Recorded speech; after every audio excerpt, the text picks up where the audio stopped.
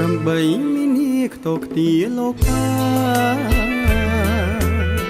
ស្ត្រីគ្រប់អង្គធាស្គាល់សិទ្ធិសេរី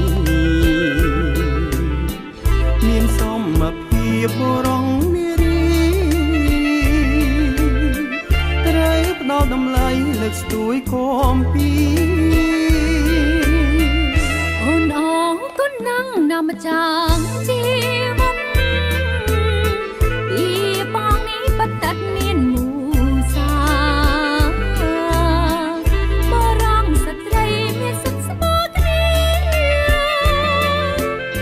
ជ្រុលជ្រែងគ្រប់គ្រាកាពីគុំត្របុរាណលោកថាសំណាបយងដែងល្អឥតបីថ្លាថ្លៃបវរស្ត្រីយំបរំពងមុតស្មងស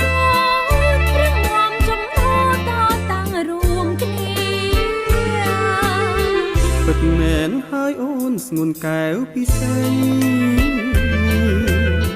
ពីវាអត្តន័យ8មីនីមិនមែនមួយថ្ងៃតែគ្រប់វេលាផ្ដល់តម្លៃគ្នាទៅវិញទៅមក